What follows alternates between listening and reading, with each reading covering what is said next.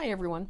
Today's topic is about free on board, the three letters FOB that you'll see oftentimes on invoices and things like that. And the reason I want to talk about it is because it has implications for inventory. From a legal perspective, FOB is the thing that determines when inventory changes hands from one company to another. So you have heard of FOB destination and FOB shipping point. So FOB shipping point means that when the goods leave the supplier, at the point that it goes onto a ship, at the point that it goes into a truck, at the point that it actually leaves the warehouse of the supplier, it is now the legal ownership of the company who has purchased it, even though they haven't received it yet. FOB destination means that while those goods are in transit, the supplier is still responsible for them. So until those goods actually show up at the door of the customer and are taken off the truck, that is when it becomes the customer's inventory. So it's either at the shipping point or the destination. So let's examine what this means in terms of, some examples. At one point in time, I worked at Starbucks, and one of the things that I did was working in the cost accounting department. I was responsible for inventory and reconciling inventory for the different manufacturing facilities.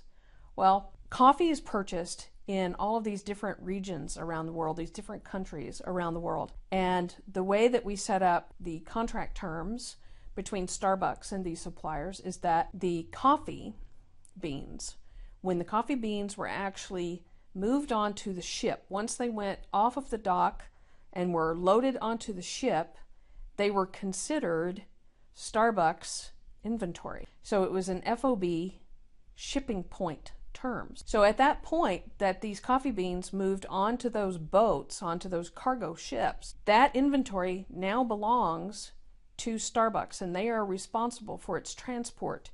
They are responsible for the goods actually making it across, all that. So if a ship sank somewhere in an ocean, Starbucks would have to deal with whoever the insurance companies are for the shipping companies and all that sort of stuff to get some of their money back for the loss of the coffee beans. And Starbucks, it's real important because now that Starbucks actually owns that inventory, once it goes onto those ships, they are now responsible for it, so it actually has to be reflected on their balance sheet.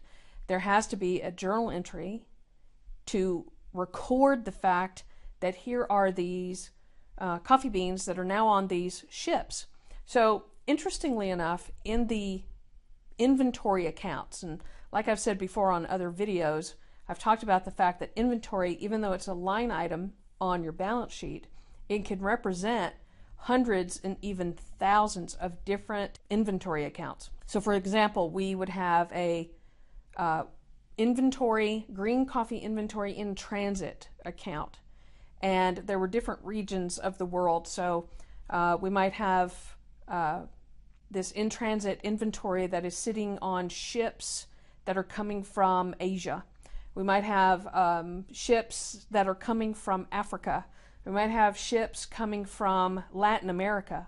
So we had these geographic boundaries that shipping out of certain countries, that inventory would be sitting in what was called a on the ship inventory. And so all of that inventory is now reflected in the Starbucks inventory. So when you look at their balance sheet, you actually can think now, okay, so some portion of that inventory line item that's on the balance sheet includes all this coffee that is in transit on cargo ships around the world. Now, using Starbucks as another example, when they buy things like coffee mugs and various things, or coffee presses, things that you might find in a store that you can buy, those things are generally FOB destination. At the point it actually arrives at a Starbucks warehouse and they actually take it off the truck, and they receive it into inventory, that's when it actually becomes Starbucks property. So hopefully that helps to give a certain idea about how FOB works and what the logic is and what it means from a inventory ownership perspective, because that's what it's all about. So if you have any questions, please leave them below. I'd be happy to answer your questions, and I look forward to talking to you on another video. Thank you.